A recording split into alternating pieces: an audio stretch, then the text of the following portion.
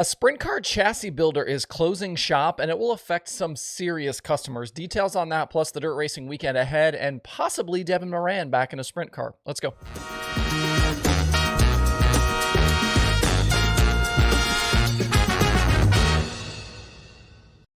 It's Friday, March 31st. I'm Justin Fiedler. This is Dirt Tracker Daily. We'll start your Friday off with a little bit of bad news that's going to affect some of sprint car racing's biggest stars. I haven't seen this actually put out publicly yet, but I did have several folks forward me this post from Speedway Motors. I don't know if this was an email or what it was, but they announced within the last day or so that effective immediately, they are shutting down the EMI segment of their business. If you aren't aware, EMI is Eagle Motorsports, which builds Eagle chassis for both winged and non-winged sprint cars and micro sprints. The EMI business also included the brands Schnee, Henchcraft, and Dillard. The builder moved to Lincoln, Nebraska back in 2012 to be under the Speedway banner, and several big-time drivers at this moment pilot Eagle cars. You talk about guys like Kyle Larson driving for Paul Silva, Rico Abreu, Ryan Timms, Chase Randall, Logan Wagner with Zemco. All of those guys will have to figure something out for the future. The letter from Speedway says they will continue to have, quote, parts and components available, but no longer sell the chassis.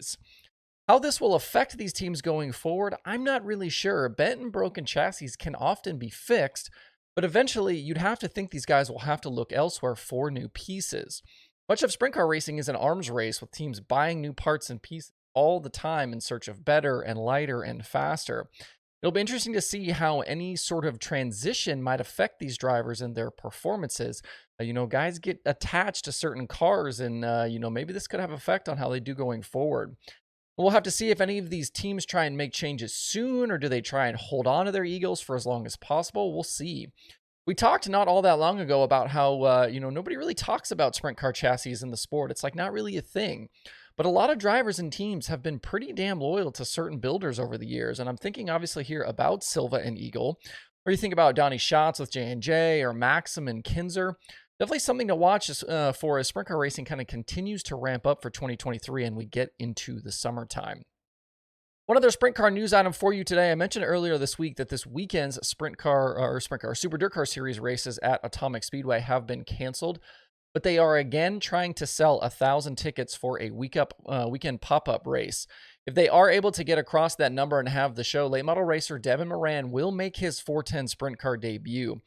He tweeted about it last night, and it appears as though he'll jump in the seat of John Schubrook's A79 machine.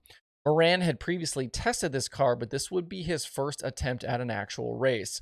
Lots of people on social media wondering if this might be a prep situation for Moran to get some seat time in advance of the Million at Eldora later this year. If you want to grab some of those pre-sale tickets for Atomic, you can find links on their social media accounts.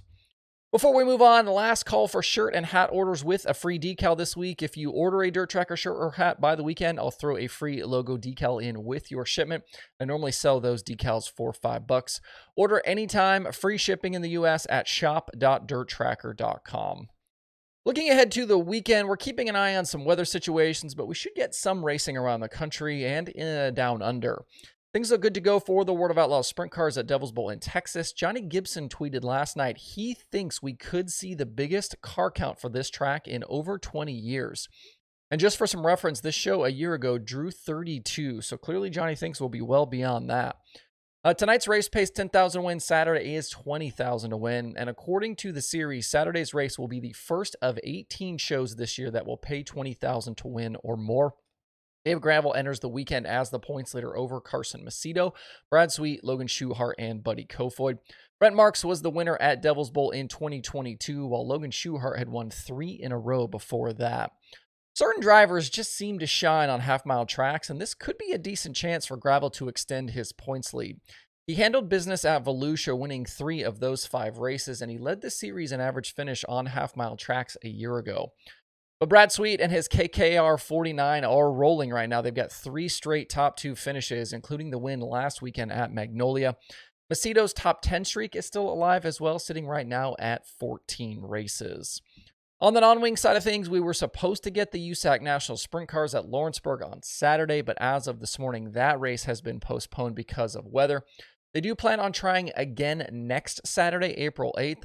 so non-wing fans will have to wait just a little bit longer to see some racing. We'll also be keeping an eye on Central PA's weather over the next few days.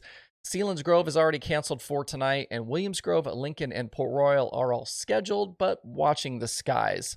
Lincoln and Port have already raced this year, but the Grove still hasn't run a race this season.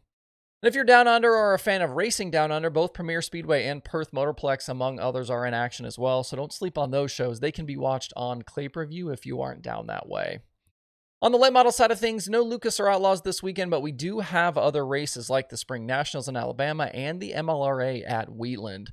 These MLRA shows will feel like a national tour race, though, as a lot of big names are going to be in action there, including Brandon Shepard, Bobby Pierce, Ricky Thornton Jr., and Jonathan Davenport. Friday is 5,000 win. Saturday is 10,000 win. Both of those will be live on Flow if you are too far away to go. And the Spring National Show, we're going to draw, those shows are going to draw a lot of your Southern favorites, guys like Ross Bales, Carson Ferguson, Joseph Joyner is coming, Will Harrington. Tonight is Buckshot Speedway. Saturday is East Alabama. There are also other super and crate shows planned, places like Cochrane. Bristol Dirt is going to be racing this weekend with some crate cars and more. So definitely some late model shows to check out this weekend. At Arklatex Speedway last night, Cade Dillard kicked off the USMTS weekend with the $3,000 win. He started third, was leading by lap 8, and drove on to his 20th career series victory.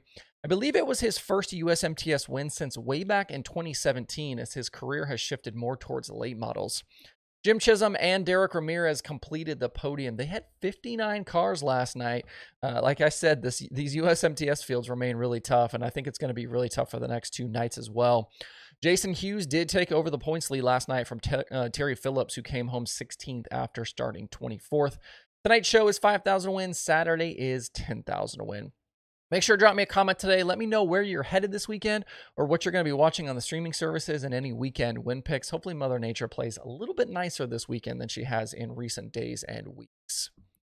Looking at that weekend streaming schedule, plenty of options across the services. Obviously, weather's still an issue, so we'll be keeping an eye on that. But Dirt Vision, Flow Racing, Speed Sport, Racing Dirt, Clay-Per-View, and others have stuff going on. If you want to see that full daily streaming schedule with links to watch, visit dirttracker.com/watch tonight. I've had people ask me in the past about making future days available to be viewed on this, and right now I'm not going to do that. There's just so much that changes from day to day, and as we kind of enter things in and make sure that stuff is accurate, it's just easier if it's just a single day at a time right now. So maybe sometime in the future we'll add in future days, but I think as of right now we'll just leave it as the current day. Thanks everybody for tuning in this week. Certainly appreciate everybody that does so on a regular basis. If you're new here, welcome. Hope you enjoy what we're doing. Make sure you hit that like button and subscribe to these shows. But enjoy the dirt racing weekend out there. We'll be right back here on Monday for more Dirt Tracker Daily.